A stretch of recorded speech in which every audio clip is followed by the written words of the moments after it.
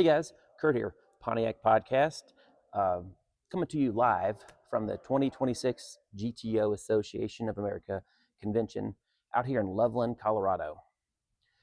Now, I'm standing with Mr. Bob Logan, who's a vendor at this year's, and Bob has called The Goat in the Garage, and he's going to tell you a little more about this. But before we get into that, Bob, tell us a little bit about Pontiac in your life.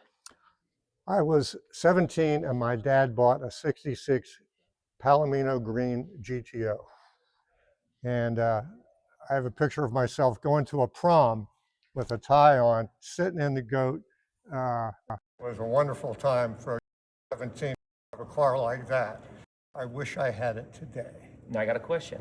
Tie, was it Palomino green? Did it match the car? No, it was white. It was white. Okay, well, it worked.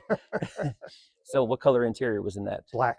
Black interior? It was an automatic. Automatic car, 389, Yeah. 3 deuces, 4-barrel? No, 4-barrel. 4-barrel, okay. Well, tell me a little bit about The Goat in the Garage. How did this book come about? It's a work 30 years in progress. Back when I was about 46 or so, I wrote a sitcom pilot called Gary's Garage. Okay. All right. And at that time, it didn't feature a GTO. I was writing it, and I asked my son, "What's your favorite car?" And he said, "66 Mustang Fastback." Ooh. And I typed it in, and that's how it stayed until about 4 years ago. And I'm going, I pulled it out after laying in my desk for, what, 2 decades, right? I said, I should do something with this. You know, I'm not getting any younger. And I said, wait a minute. I don't know much about a Mustang Fastback, but I do know quite a lot about a 66 GTO, especially kind of the back seat, if you know what I mean. So, different story. Different story, which we won't go into here. It's a children's hour.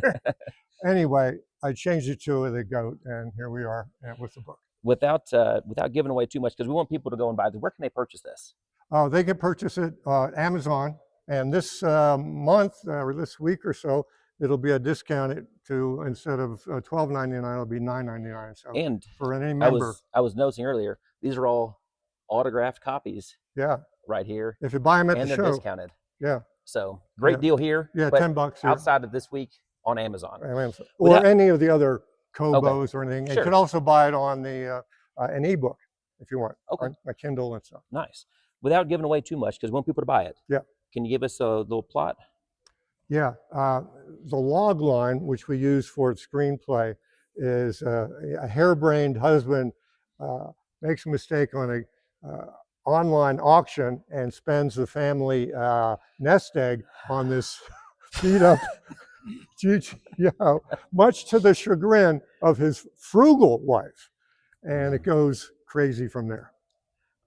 So now you're talking my language, because you said this is about a 30 year in progress work right here. Yeah. It's about how long it took me to finish my car. So I'm already feeling good. Yeah. And then the storyline there, that's a hilarious tagline there with and the book mistake. actually is written in the year of like 2003. Okay. And then we flash back to 1967 and did incorporate it when I wrote the book, which I didn't have in the screenplay, some of the antics I did with that car. And most of the funny things in the book are things I've actually done. Can you share with us one of those great memories you have inside that 66 and GTO? Well, yeah, one of the things that we did back then, you had to break in the car, the motor. You go 200 miles at like 40 miles an hour, 200 at 50, and after 600, you could put the pedal to the metal. That's right. Which we did. My best friend and I went up on Route 100 and buried the needle. What the speedometer in that car was 120. Was 120. Yep. And it made it all the way there. Yeah, but when I tapped on the brakes, they kind of shuddered because they didn't want to bite. And was it a 4-wheel drum brake car? Yeah. Yeah.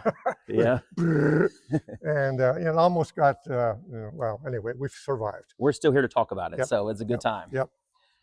Well, Bob, is there anything else you want to tell the people out listening about how they can come in contact with the book, or maybe future plans you have for The Goat in the Garage?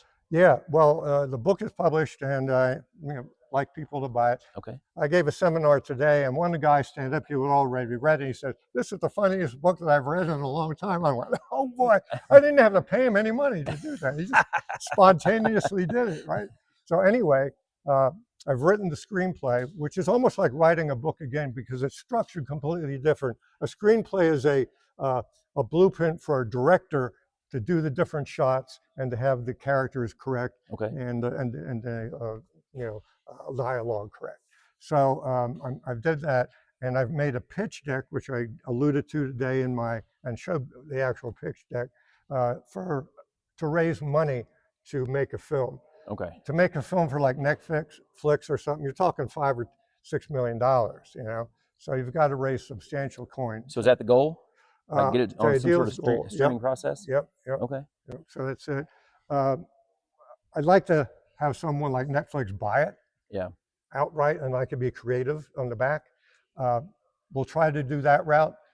We'll try to do fundraising, or maybe I'll have to finance it myself and do a little bit more of a junior project, which I don't want to do because I've got to surround myself with professionals. Yeah. I don't want to have to reinvent the wheel on all the aspects that are needed to make a feature film. Right. So if anybody out there listening has some sort of history in filmmaking or pitching, or contacts with these people, they can reach out to you. Where can they find you? They can reach me at boblogan61@gmail. boblogan61@gmail. Now, is the main character is Gary? Yeah. Okay. How old is Gary in the book, you think? He's like 50-ish. Okay. So if midlife crisis, someone in like 46, like if you're looking to cast for a movie, like I got Home Alone.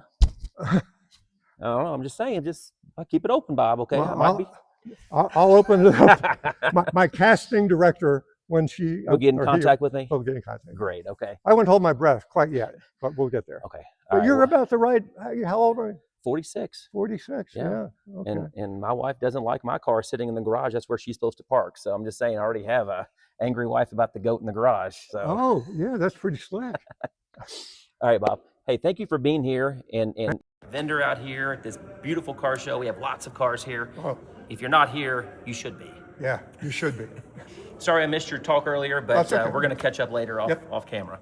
So everybody else out there, we're in Loveland. Come see us. If not, we'll keep you up to date. And until next time, keep the shiny side up and keep those wheels spinning. Same old friends, same loud cars, same big dreams that never part. Talking cams, gears, and Pontiac plans, laughing hard like we always can. If we don't build it, we'll still debate bench racing life. Yeah, that's our fate.